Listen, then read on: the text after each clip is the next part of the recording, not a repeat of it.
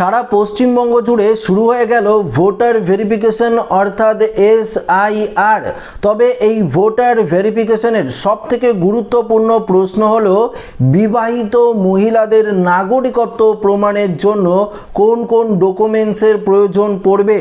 যদি আপনাদের বিয়ে 1987 সালের আগে হয়ে থাকে তাহলেই বা কোন কোন ডকুমেন্টস আপনাদের লাগবে। পাশাপাশি যদি আপনাদের বিয়ে 1987 সালের পরে বা ধরুন 2002 এর পরে যদি আপনাদের বিয়ে হয়ে থাকে তাহলেই বা কোন কোন ডকুমেন্টসের প্রয়োজন পড়বে।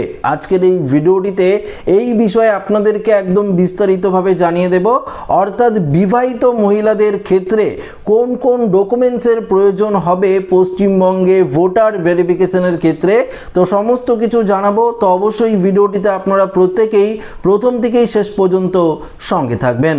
তো বন্ধুরা, প্রথমত আমি আপনাদেরকে জানিয়ে দিই, নির্বাচন কমিশনের তরফ থেকে পশ্চিমবঙ্গের পাশাপাশি 12টি রাজ্যে SIR ঘোষণা করে দিয়েছে। আগামী 4 নভেম্বর থেকে 4 ডিসেম্বর মধ্যে, অর্থাৎ এই যে এক মাস সময় রয়েছে, এই এক মাসের মধ্যে BLO অফিসাররা আপনাদের বাড়িতে গিয়ে এনুমারেশন ফর্ম দেবে। সেই ফর্মটি আপনাদেরকে ফিল আপ করে উপযুক্ত ডকুমেন্টস দিয়ে BLOদের কিন্তু জমা দিতে হবে, তাহলেই আপনারা ভোটার ভেরিফিকেশনটি 100% করাতে পারবেন। অনলাইনেও এই প্রসেস করা যাবে, তো সেটা তো পরের কথা। কিন্তু সবথেকে গুরুত্বপূর্ণ বিষয় হলো এই ভোটার ভেরিফিকেশনে ছেলেদের কোনো রকম অসুবিধা না হলেও মেয়েদের ক্ষেত্রে কিন্তু প্রচুর পরিমাণে সমস্যা রয়েছে। কেননা মেয়েরা বিয়ে হয়ে এক জায়গা থেকে অন্য জায়গায় চলে যায়, সেক্ষেত্রে তাদের ডকুমেন্টসের বিভিন্ন ধরনের সমস্যা হয়। তো এই বিষয়ে আজকে আলোচনা করব। প্রথমত আপনাদেরকে জানিয়ে দিই, যেই মহিলাদের বিয়ে 1987 সালের যদি আগে হয়ে থাকে তাহলে তো 2002 সালের ভোটার তালিকায় আপনাদের নাম রয়েছে, বা ধরুন আপনার মা বা ঠাকুমার নাম যদি 2002 সালের ভোটার লিস্টে থাকে তাহলে কিন্তু তাদের কোনো রকম ডকুমেন্টসের প্রয়োজন হবে না। সেই লিস্টটির কিন্তু লাগবে জেরক্স কপি, পাশাপাশি পাসপোর্ট সাইজের একটি রঙিন ছবি লাগবে এবং এনুমারেশন ফর্মটি ফিল আপ করে জমা দিলেই কিন্তু SIR প্রসেস সম্পূর্ণভাবে হয়ে যাবে। এবার প্রশ্ন হলো, যাদের 2002 সালের ভোটার লিস্টে নাম নেই, অর্থাৎ ধরুন 1987 সালের আগেই বিয়ে হয়েছে কিন্তু 2002 সালের ভোটার লিস্টে তাদের যদি নাম না থাকে তাহলে কি কি ডকুমেন্টসের প্রয়োজন হবে। তাহলে 1987 আগে যদি তার ব্যাংকের বই থাকে বা পোস্ট অফিসের বই থাকে বা LICর কাগজ থাকে, সেটি দিয়ে সে ভোটার ভেরিফিকেশন করাতে পারবে। পাশাপাশি 2002 সালে যে তার নাম শুধু থাকতে হবে এমনটা নয়, তার বাবা মায়ের যদি নাম থাকে সেক্ষেত্রে সেটি দিয়েও কিন্তু সে ভোটার ভেরিফিকেশন করাতে পারবে, কোনো রকম অসুবিধা হবে না।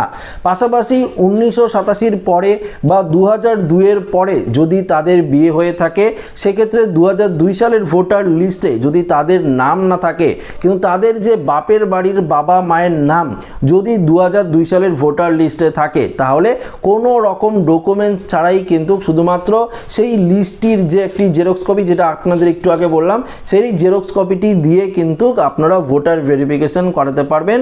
এটা কিন্তু নির্বাচন কমিশনের তরফ থেকে পরিষ্কারভাবে জানিয়ে দিয়েছে। এবার কিছু কিছু সমস্যা হতে পারে, যেমন বিহারের ক্ষেত্রে পুরুষদের তুলনায় মহিলাদের প্রচুর পরিমাণে কিন্তু ভোটার ভেরিফিকেশনে নাম বাতিল হয়েছে।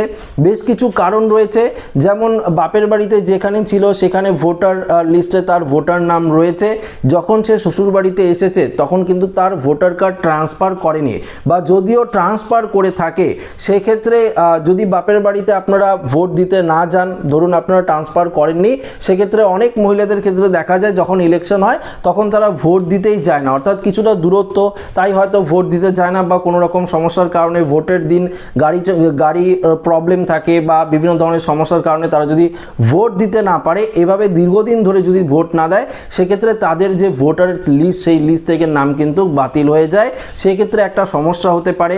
আর এছাড়াও আরেকটি সমস্যা হতে পারে, ধরুন বাপের বাড়িতেও ভোটার লিস্টে নাম রয়েছে, পাশাপাশি শ্বশুর বাড়িতে যখন ট্রান্সফার করেছে ভোটার কার্ডটি, সেক্ষেত্রে এই শ্বশুরবাড়ির যে পোলিং স্টেশন বা এখানকার ভোটার লিস্টে নাম রয়েছে সেই ভোটার লিস্ট থেকে কিন্তু তার নাম বাতিল হয়ে যেতে পারে, নতুন জায়গার নাম থাকতে পারে, সেক্ষেত্রে কিন্তু কোনো রকম সমস্যা হওয়ার কথা না। কিন্তু ভোটার ভেরিফিকেশনের জন্য নির্বাচন কমিশনের তরফ থেকে ডুপ্লিকেশন সফটওয়্যার একটি লঞ্চ করা হয়েছে, যেই সফটওয়্যারের মধ্যেই ধরা পড়বে যদি আপনার নামে দুটি ভোটার কার্ড থাকে বা দু জায়গায় যদি নাম থাকে তাহলে কিন্তু একটি ক্যান্সেল করে দেবে নির্বাচন কমিশন। তো এই জিনিসটাও আপনাদের মাথায় থাকতে হবে। এছাড়া কোনো রকম সমস্যা হবে না 2002 সালের লিস্টের নাম না থাকলেও যদি আপনাদের বাপের বাড়ির বাবা মায়ের নাম থাকে তাহলে কোনো রকম ডকুমেন্টসের প্রয়োজন নেই। তবে যদি 2002 সালের ভোটার লিস্টে আপনার বাবা মায়েরও নাম নেই, আপনারও নাম নেই, সেক্ষেত্রে কিন্তু অবশ্যই 11টি ডকুমেন্টসের মধ্যে যে কোনো একটি ডকুমেন্টসের প্রয়োজন হবে। তো আপনারা সেই 11টি ডকুমেন্টসের মধ্যে আপনার যদি জন্ম সার্টিফিকেট থাকে সেটি দেখাতে পারেন, স্কুল সার্টিফিকেট অর্থাৎ বোর্ড সার্টিফিকেট যেটি বলা রয়েছে সেটিও দেখাতে পারেন, কাস্ট সার্টিফিকেটের কথা বলা হয়েছে সেটিও দেখাতে পারেন, বা আপনার বাবা মায়ের যে জন্মস্থান রয়েছে সেই যে জমি রয়েছে সেই জায়গা জমির যদি কোনো রেজিস্ট্রি কাগজ থাকে বা কোনো জমির দলিল থাকে সেটিও দেখিয়ে আপনারা কিন্তু ভোটার ভেরিফিকেশন করাতে পারেন। তবে অবশ্যই আপনাদেরকে বলবো এই এসআইআরে আপনারা কিন্তু প্রত্যেকেই অংশগ্রহণ করবেন। যদি আপনারা এই ভোটার ভেরিফিকেশনে অংশগ্রহণ না করেন তাহলে কিন্তু পরে গিয়ে আপনাদের 100% সমস্যা হবে। কেননা এই যে 2025-এ যে ভোটার ভেরিফিকেশনটি করা হচ্ছে, 2026-এ ফাইনাল লিস্ট প্রকাশিত করে দেবে নির্বাচন কমিশন। এই যে এসআইআর হচ্ছে আবার কবে এসআইআর হবে সেটা কিন্তু বলা মুশকিল। এই লিস্টই কিন্তু ফাইনাল হিসাবে ধরা হবে।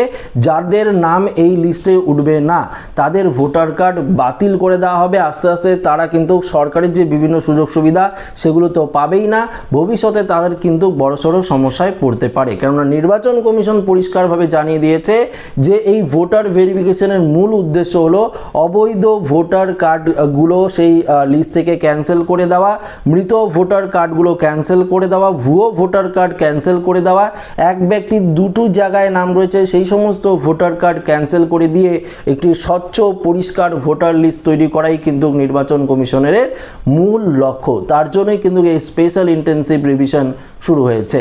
আজ থেকে কিন্তু এই প্রক্রিয়ার যে কাজকর্ম সেটা শুরু হয়েছে, বিএলওদের ট্রেনিং দেওয়া হচ্ছে এবং অ্যানুমারেশন যে ফর্ম রয়েছে সেই ফর্মও কিন্তু প্রিন্টিংয়ের কাজও শুরু হয়েছে।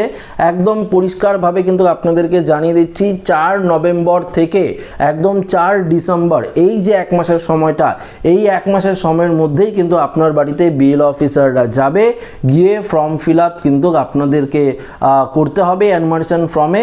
সেই ফর্মের সঙ্গে কিন্তু উপযুক্ত ডকুমেন্টস আপনারা দেবেন। যদি আপনারা ফর্মে উপযুক্ত ডকুমেন্টস না দেন, ফর্ম ফিল আপ করতে ভুল করেন, তাহলে কিন্তু আপনার বাড়িতে নোটিশও আসবে, সেক্ষেত্রে কিন্তু আবারও আপনাদের হিয়ারিংয়ে কিন্তু যেতে হবে। তো এই ধরনের সমস্যায় কিন্তু আপনারা পড়তে পারেন, যেটি আগে থেকে আপনাদেরকে জানিয়ে দিলাম। এবং এসআইআর যে খসড়া তালিকা প্রকাশিত করা হবে সেই তালিকাতেও যদি আপনাদের নাম না থাকে, ধরুন আপনারা বৈধ নাগরিক, 2002 সালে আপনার নাম রয়েছে, আপনার বাবা মায়েরও যদি নাম থাকে, সেক্ষেত্রে আপনারা ফর্ম ফিল আপে যদি কোনো রকম ভুল করেন তাহলে তো ফর্ম ফিল আপটা ভালো করে হবে না, এসআইআর খসড়া তালিকায় আপনার নাম উঠবে না। সেক্ষেত্রে আপনারা কিন্তু কমপ্লেনও করতে পারেন, অর্থাৎ খসড়া তালিকা প্রকাশিত হওয়ার পরও কিন্তু আপনারা কমপ্লেন জানাতে পারেন, সেক্ষেত্রে কিন্তু আপনার নামটি আবারও পুনরায় তুলে দেওয়া হবে। তো আশা রাখবো ভিডিওটি প্রত্যেকের ভালো লেগেছে। ভিডিওটি ভালো লাগলে লাইক করবেন, বন্ধুদের সাথে শেয়ার করবেন, নতুন হয়ে থাকলে চ্যানেলটিকে সাবস্ক্রাইব করে নেবেন। ধন্যবাদ।